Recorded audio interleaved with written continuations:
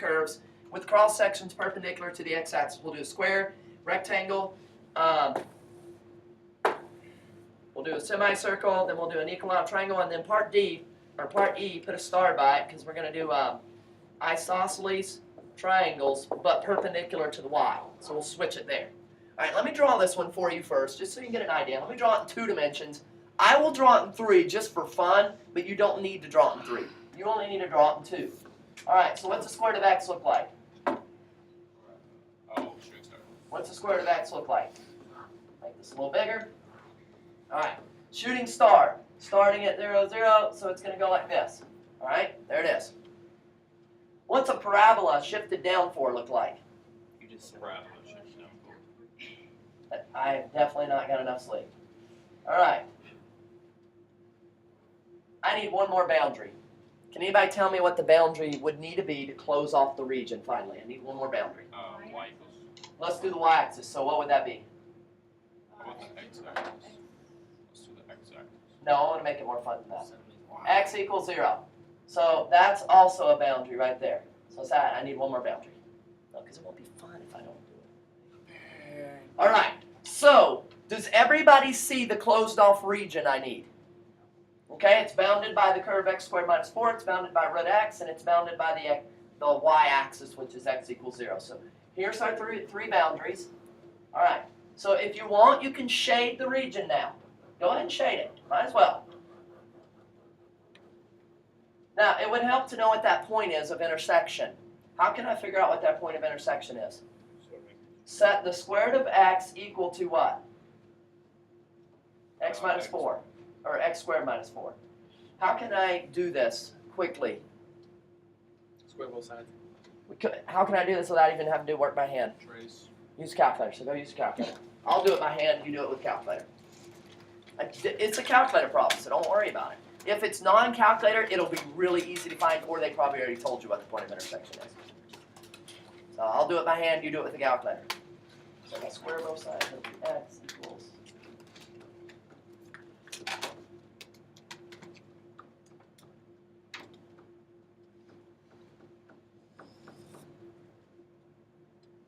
Yeah, by hand is not even possible.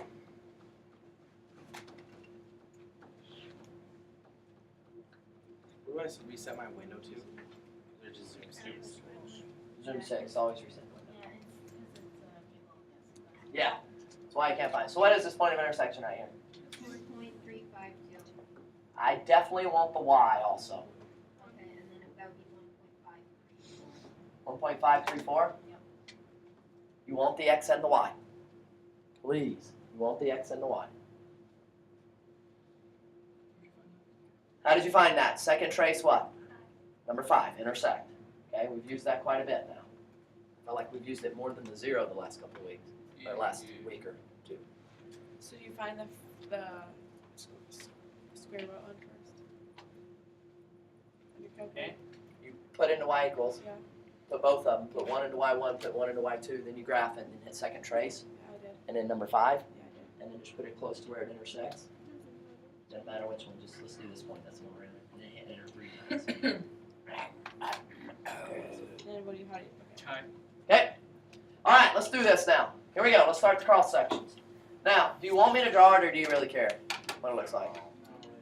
Okay, doesn't matter, just know that the squares, so here's what I do. I think the chord, remember the vertical strip with volumes of revolutions was really important to me? Here it's the chord. So, you could still call it a vertical strip. So, if I want cross sections perpendicular to the x-axis, draw one vertical strip or one chord to show that it's perpendicular to the x-axis. So, here's the base of the solid, so I'm going to go, it doesn't matter where you put it, I'm going to go from here to there, and that's the length I need to measure off. I need to measure off that length. How are we going to get that length? No differently than how we've been doing it. So the length here, whatever this is, okay, that length is going to be top minus bottom. So what is it? Square root of x minus x squared minus 4 in parentheses. You can distribute the negative. Now, let's start with part A. All right. According to part A, we want to do cross sections perpendicular to the x-axis, and we want them to be squares. So there's a square coming out of the wall that has this length. It'll be out that far, across, down, and you get an infinite number of these squares. Don't care what it looks like. We don't need to know that on the exam. So it's going to be the volume of the integral from A to B of the area formula. This is an area formula. So what area formula are we doing this time? S squared. Square. So you have to know the area formula for a square. You won't be able to do this. Squared. S. The area formula for a square is S squared, a side squared. This becomes the most important thing, because if you find this, you got the key to your area formula. What does this length actually represent? One side. One side of the square. You're pretty much done. So then it's just going to be volume is equal to the definite integral from A to B. So from 0 to what? 2.35. Of the area of a square. Well, that's S squared, but what is our side in terms of X? Square root of The x. reason I have A of X here, I want my area formula to be in terms of X, not S. I don't know what you needed. So it's S squared. So what is S? Square root of x Square root of X minus. minus X squared plus 4 if you want to have the negative distributed so you don't have to use multiple parentheses. I think what Ben said, distributing it negative does come in handy because then you don't have to use multiple parentheses. Type it in the calculator, get your answer. That's cross section. That's all there is to it. Go ahead, do it. Why is 2.35 Because you guys found that just a minute ago. Did you do it with us? Yeah. Okay. Is the no From A to B, because you got to add up all those squares all the way to there. So that's why. Got it. All right, what do you get? Now, listen. If you don't 7. want to distribute the negative and you want to use y1 and y2, listen to me carefully. Then you would have just went y1 minus y2 whole thing squared. Then you ain't got to worry about distributing the negative either. Squared. You got to square it. Because it's the y1 where I'm assuming you guys put that one in y1 and this one in y2. Is that correct?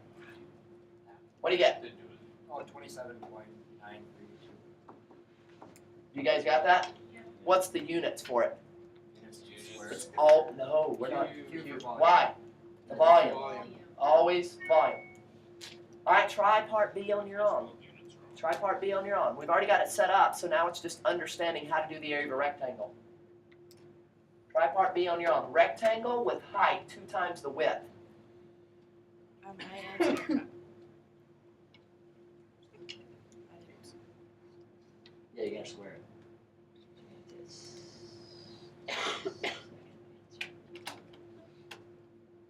Are you okay? Yeah, Are you dying? combination of hiccups and sick. Don't hiccup. I'm trying not to. I don't allow you to. It's Mary. still a rectangle.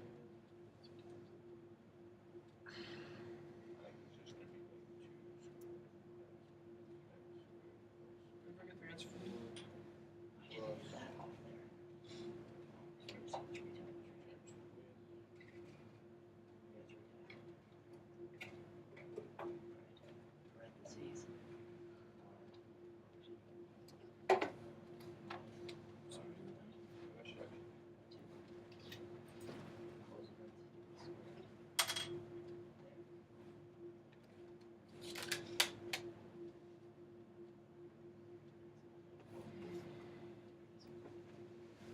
Okay, semi-rectangle. Here we go. Can I erase this? All right. Here's the good news. Is this still the chord? No. Is it still perpendicular to the x-axis? We're going to use this every time. And A, B, C, and D, we're going to use this every time. Top minus bottom. Now, do you want this to be the width or the length? Doesn't matter which one it is on a rectangle. Let's just make that one the length. So what does it say, or the height, or whatever? We'll do this as the, let's see, rectangle with height 2 times the width. We'll call this the width. Does it matter if it's the width or the height? On a rectangle, when you drew a rectangle, which one's the width, which one's the height? The longer one's the length. Does it really matter though? No, it doesn't. Can this one be the width and this one be the length? But could that one be the length and that one be the width? Because multiplication's commutative, it doesn't matter. So just pick which one you want it to be. We'll say this is the width. So then the length, ready? So area formula for a rectangle is length times width. Do you agree? If this is the width of the rectangle, the length is what? Or height. They're calling it height. Sorry. So we'll do length. So we'll do width times height. So if this is the width, the height is going to be double that. So whatever this length is, the height's going to come out 2 times that. So how do you measure the height here? What? I thought you said the width is 2 times. No, I said let's let this one be the width. And it says here the height is 2 times the width. There it is. The height Okay. is 2 times the width. So if this is the width, what's the height? Multiply by 2, so Just 2. multiply that by 2. Wait a second. So are you multiplying it by the? Taking the whole width and doubling it. That make sense? Okay. Now, how do you find the area of a rectangle then? 2 of the sides are. Now Nope. just multiply them together. Multiply the width, which is this, times the what? Height, which is this. Now think about that logically. Think about, look at that very carefully. Just be 3. There'd be 3 of them. There's 1 here. No. Well, no, it wouldn't be 3 of them. No. It'd be 2 of them with this what? Squared. I'm so. I have ladders on. I did it a different way. I don't know if I did it right. I got I lost. gotta leave. Okay, let's start over. Alright, do you know that this is the chord length? Yes. Alright, so we're going to call this the width of the rectangle. Okay, because let's go with the direction. It says rectangle with height of 2 times the width. So let's let this one be the width. Then the height is 2 times the width. So I take the width Yeah. and multiply by 2. That makes sense. Now, to calculate the volume, it's the definite integral from 0 to 2.352 again. Now, area formula. This is your area formula. Width times height. What is the width? That. So square root of x minus x squared plus 4 times the, which is 2 Whoa. times square root of x minus x squared plus 4. I think I should get the same answer, but I just. Like, I just didn't use them. I just said, like, I did, No, don't say anything. Let's just see if you get it right. I don't want you to confuse anybody. Alright, this times this. This is width. This is height. You see it? Now, can you simplify that a little bit? If you want, you could throw the 2 where? Out front, since it's all multiplied. And since this is the same thing twice, you could put that to the second power if you want. And then just use your calculator. What do you get? I don't trust him. So what do you guys get? And we'll see if he gets the same thing as you guys did. What do you guys get? Come on, come on, come on, come on.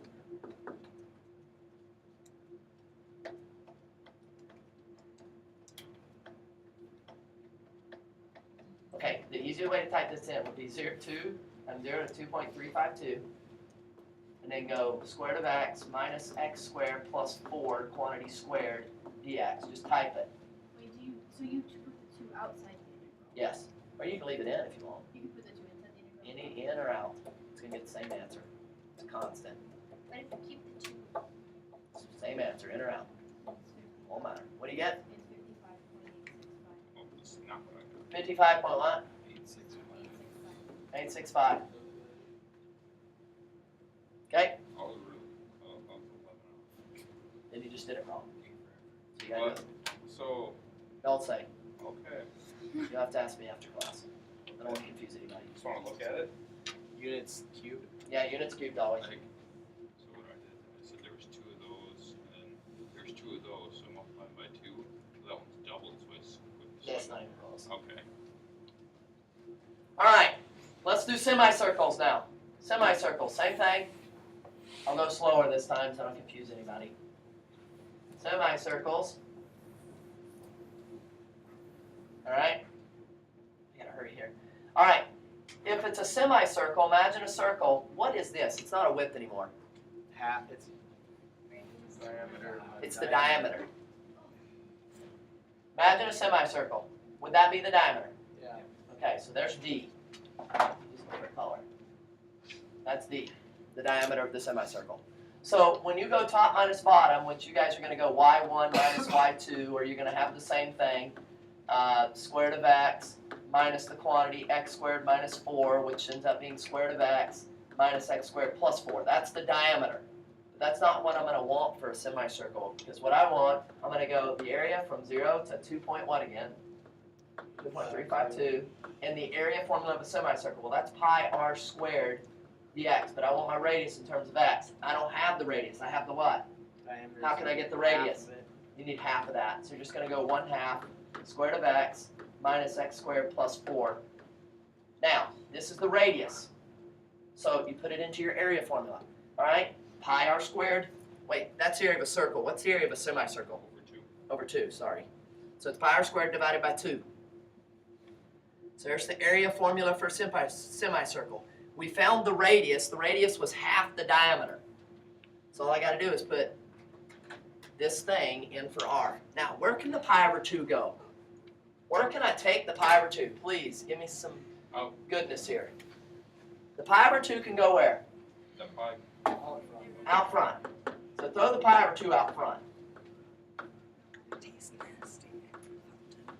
Okay? Now you just have radius squared in there. What's the radius? This thing squared. So you can go square root of x, I'd write it like this, square root of x minus x squared plus 4 divided by 2 quantity squared.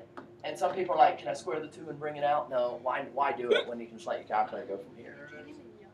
Why'd you put it over 2 if the pi over 2 was outside? Because it's like. Okay, so the area formula for a semicircle, just area formula for a semicircle, area of a circle is pi r squared. Area of a semicircle is pi r squared divided by 2. Okay, that's the area of a semicircle. Now, you got to go find the radius. This is not the radius, that's the diameter. So to get the radius, you need half of it.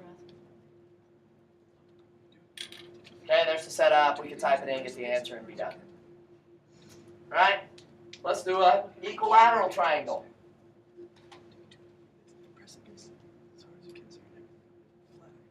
Okay, ready? Press as hard as you can. Hold it there. Equilateral triangle now.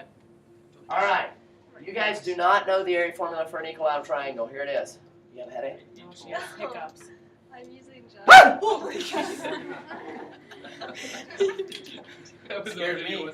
I was expecting that. All right, area formula for a, hey, you got an option. You either memorize it or prove it, but I can tell you what it is. It's square root of 3 times s squared over 4. That's the area of an equilateral triangle. They do, it has been on there in years past. Oh. Now, here's how you prove it. If you want to know how to prove it. No, we don't need 2 more. What if you forget it? Then we'll forget Could it. you give us like a sheet that says all the things like that? Very good. Write them down today. Right, do you know the area square? Is it on this video? Now I I'm scared. Yep. Morris, that's on your video. I know. Fun. How do you, All right, here we go. why for rectangle does it say width height 2 times width? Because you have to, you didn't pay attention or whatever that did you? Yeah. Oh, okay. Because you're going to have a width. You don't know the height. The height and width are not the same. Like a square, whatever this is, it'll be the same. Equilateral triangle, that's super nice too. Because what is this then? Same thing. This is one side of the triangle. What do you know about an equilateral triangle? All sides are the same. So whatever this is going to be all 3 sides. So S then is going to be, again, square root of x minus the x squared minus 4. Now if you're using the y1 minus y2, you don't even have to distribute the negative. You can just do your y1 minus y2. Or if you don't want to use the y1 minus 2, I would probably distribute the negative so you don't have to do all the parentheses. All right, so here it is. Volume. Ready? Area formula for a semicircle. Where can I put the root 3 over 4? Out front. Definite integral from 0 to 2.352. This just gets repetitive now. All right, what do you need? We need the side. What is the side? Top minus bottom, which is right there, and square it. So where do you put the square? You just put the s squared in there? Is that what that is? This is a semicircle? Yep. No, No, that's it's a sense. No. No, Equilateral. Equilateral triangle. Okay. So that squared is the s squared? Yeah, you found S. S, one side of triangle. This will be, whatever that chord length is going to be one side of the triangle. We know all 3 sides are the same. So that line right there is something for every A, B, C, D, and E. Yes, that's the key. The Always, chord's the like- most important part. How do you know it's that though? You just every single shape, it's that. Well, this distance is going to help you with something on these. One of the 2 that are kind of hard is the rectangle because square is easy. Because whatever this length is, that's what all sides of squares Yeah, can be. but like the for a equilateral. rectangle, what if you use that as the height, not the width? Then just make the other one 2 times.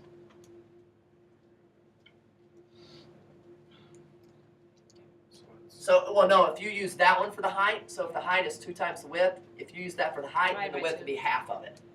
So Just go semicircle. the other way. Semicircle. Wouldn't that give you a different area though? Yeah, it would. So how do you know? It'll be very clear which one they want you to let it be. Okay, and then I wasn't able to write down what you want for R for the semicircle in the parentheses in the integral. It'd be that. Is it the same thing as? It's this, half of this. It's half of this because this would be the diameter. You need half of that and square that whole thing. But All right. But you took the half out front. So No, that half was just from that half was just from the semicircle equation. Okay. So there it is, done. There's some equilateral triangles I done. got a really bad answer. I got 16.2.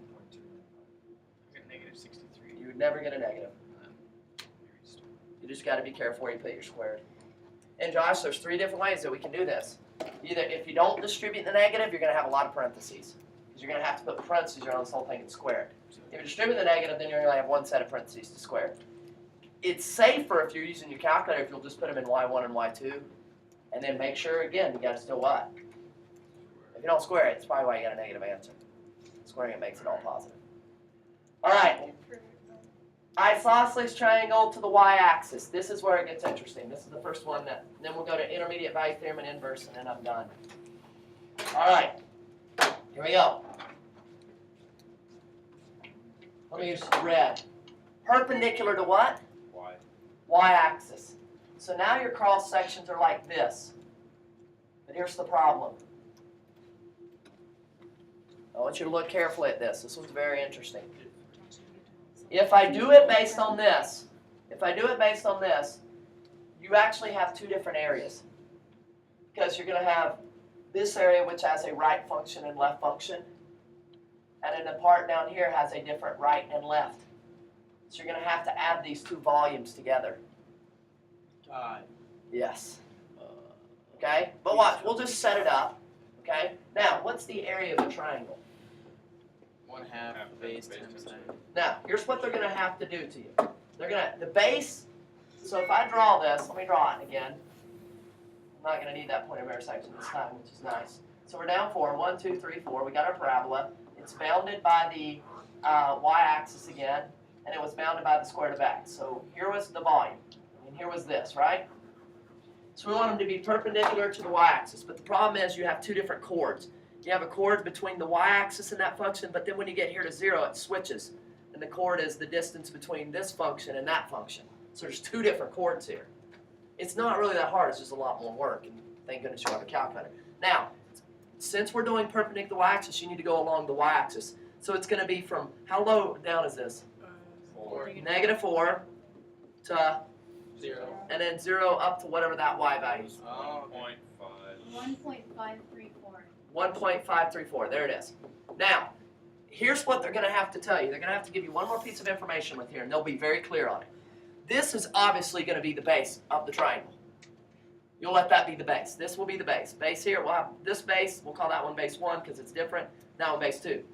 Now the height, they're going to have to tell you something about the height. They're going to have to say, in the directions they'll say the height is, this will be given, is 2 times the base, kind of like that problem up there. So what you're going to do is you're going to have to find your base and double it for the height. All right, now the area formula for a triangle is that. All right, let's try and work it. All right, let's start from the bottom. First of all, let's find the chord for base 2. Are these all in terms of dy? Huh? Are these all in terms of dy? This will be all in terms of y. So what are we going to have to do to our equations? So, Solve them for what? Y. So you have to take your Solve for x. sum for x. So we had y equals x squared minus 4. Let's solve that one for x first. Add 4, so we have y plus 4 equals x squared. Take what? Square root, so we're going to have plus or minus the square root of y plus 4. Do we want the positive square root or the negative? Which part of the parabola do we have? negative. Be careful, there's a right half and there's a left half. Which part do we have? We have the positive part. So we're going to have x equals square root of y plus 4. What's the other equation?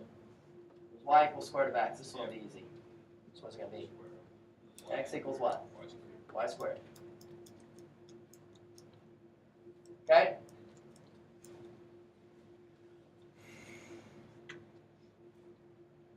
even know if I want to do this. It's going to be really complicated. You can just set it Is up. it ever gonna be this complicated? It won't be a lot. They won't make you do isosceles training along the line. We'll finish it. Just for cares. So our volume equals. Just confuses now. Let's just move on. We're just doing I'm- just you got a game feed. Problem with x equals y squared, it's a sideways parabola because you take both parts of it. So it actually, the volume ends up being here. Then it actually gets easy. We'll just move on. I'll do another one tomorrow. Now that we know how to do it. We'll do one that's actually on the AP exam, not one I made up. All right, last two things. All right, let's do an inverse. The inverse I'm going to show you, have a derivative rule. It's on your calculus essentials, and I happened to screenshot a problem from the actual exam that is a inverse. So pop open there, sucker. That's not illegal. No, because I own it. He owns it, I'm just joking. All right, here it is. This is an inverse derivative. Okay? It says let f be a function defined. This was this. I'm not going to tell you which one. It's from the 2003 or 2008 multiple choice. So you will see this one again. You should see it the next time you see it. Whenever they have an inverse derivative, there's only one on the entire exam, and sometimes there's not one. So it's either going to be on there, it's not going to be on there once. And this is a gimme problem. This is a, say it with me, this is a What is this called? gimme problem. This is how you do derivative inverse. Now, if you look at your calculus essential sheet, you will have it memorized. The derivative rule for an inverse, okay, for an inverse. This is the one that you always forget. Yeah, I don't have it forgotten anymore. And I remember now. It's 1 over Prime. f prime, not the inverse, f prime evaluated at the inverse. Okay, so there's the rule. So, we have a function. Let f be defined by f of x equals x cubed plus x. And here's the derivative rule. I'll show you how it works. It's not hard. This is like a 30, 45 second problem if you get good at it. Okay? F of x equals x cubed plus x. G of x is the inverse. So what's the inverse? G of x. All right, g of x. Instead of using f inverse, they're using g of x. So this would be right here, g of x. Okay, they're just labeling g of x as the inverse. All right, according to this, g of 2 is equal to 1. Now, here's the deal. If g of 2 is equal to 1, really what we're saying is f inverse of 2 is equal to 1. Now, here's what you have to really understand about this. What is an inverse really? Switching x and y. So if f inverse of 2 is 1, what is f of this? What this is saying is that f of 1 is 2. Because you switch x and y. Does that make sense? Yep. All right, and if you understand that, that's kind of the key here. All right, they want to know the value of the inverse at 2. So I don't like using the g, so I'm going to use f inverse. I want the derivative of f inverse of 2. Because that's what g prime is. G is the inverse. All right, according to that, it's going to be 1 over the derivative of f. They're using G and I'm F. gonna switch back to f. They just said g is f prime. I'm switching back to f prime. So I can't do both. Inverse of f, g of x, not g prime of x. Huh? So, That's why I don't like using two different variables. I can't stand So to do they're this. both the same. Yeah, g of x is f inverse of x. yeah. So you're if I want to just find g disregarding- prime of x, I want to find the derivative of the inverse. Okay. Okay? All right, so I want the derivative of the inverse at what? 2. So according to my rule, it's the reciprocal. It's 1 over the derivative of the original function evaluated at the inverse. All right? Now, what is the inverse? Didn't they tell us what the inverse of 2 was? Yeah, the inverse of 2 is what? 1. 1. So it's going to be 1 over the derivative of the original function at 1. That's it. So what's the original function? All right, so all I got to do is find the derivative of this. What's the derivative of that? Squared plus 1. 3x squared plus 1. Plug 1 into it. What's that prime of 1? Thing died. Come on. Why do you have to do that to me? Answer's 4. Forgot to put square. Hold on. Doesn't matter. So 1/4. There you go. you got the 1 because G of 2 is 1 and F Oh. inverse is G. Okay, I got the 1 because that's given. They said g is f inverse. Let's back up. So g of 2 is 1. So that means f inverse 2 is 1. F inverse and G are what? Same. Same. So G of 2 is 1 is really saying F inverse of 2 is 1, okay? So I find the derivative of F, which is 3x plus 1, then I plug in 1, and what do you get? 4. 3 times 1 plus 1, which is 4. So the rule is 1 over F inverse of, or F prime of 1. So F prime of 1 is 4, so the answer is 1/4. You just do the reciprocal. So the answer is 1/4. You just need to know this derivative rule. All right, last thing. Intermediate value theorem. Okay, I have that on Moodle. Oh, that is so Here it is. You sure you'd be done with this last Wednesday? I know, but I Same. kept pushing it off. Where is this on? I wanted to be done with it last Wednesday, but just couldn't. Maybe if I didn't have to take 2 guys to a track meet Friday. Maybe I could have done it before today. We turned it in that. But I'd rather do it to the track meet in person. Where's this at? All right, it's all. Just look at it. You just. This is pretty simple. This right here, I could actually teach a 9th grader. Okay, you're gonna laugh at how this really is in the first chapter of calc. I just skipped it, never did it. All right, intermediate value theorem says this: if f is continuous on the closed interval, the requirement f has to be continuous on the closed interval, and k is any number between f of a and f of b. So you have a to b, and a has its own y value f of a. Does that make sense? And b has its own y value f of b. If the function's continuous, there has to be some number k between f of a and f of b. Okay? There has to be, and k is any number between f of a and f of b. Do you see that? Okay, now I'll get to the part. Here's the crescendo. Then there is at least one number c between a and b such that f of c has to equal k. We already knew that. It's so simple. All it is saying is that if you have a point here and you have a point here, it has to go through what to get there? Okay. That's it. That's all intermediate value theorem is. Just saying. Basically, We knew you that. learned this in 9th grade, and now you're putting the big fancy theorem. Exactly, and this is how you use it. So what they'll have you do, let me show you one example, and then you can Okay. go, and then I'm going to throw my pen down. Ben. Apply the intermediate value theorem. Is that continuous? Yeah. All right, you want to prove there's a 0 between 1 and 2. So if I want to prove it goes through 0, at 1 it has to be Low. below, and then 2 would have to be, Uh, or vice versa. If 1's above, 2 would have to be what? Below. That's all intermediate. So all you got to do is check f of 1. What's f of 1? Real quick. 2 minus 2. Yeah. So it'd be 1 minus 1. 1, -2. -2. So then f of 2 has to be what? Positive. Positive. So 2 cubed, 8. 8 minus 2, 4. 6. 6 minus 2 is 4. So here's what you say. Ready? Then we'll throw my pen down. Why does it have to be positive? Because I want it to cross the x-axis. Okay. So what happens if you can't So here's what then you say, the only way you can't prove it if it's not continuous. If it's continuous, it has to work. Has to go through it. Well, what if they're saying Your as height a- is as a continuous, 1, you but go- next to 1 and next to 2. They might say 0, just let me finish and then I'll answer your question, your hypotheses. So here's how you're going to argue it. You're going to say since f of 1 is negative, and since f of 2 is positive, it has to go through what? X-axis. Or By, 0. ready? I'm going to say it again. Since f of 1 is negative and f of 2 is positive, it has to go through the x-axis by IVT. Yeah, What's that? Now let me answer your question. Okay, no, I answered my own question after you explained that. So what you say, you see how you argue it? You just say, now you could prove it for another one. You could prove that it had to hit 1.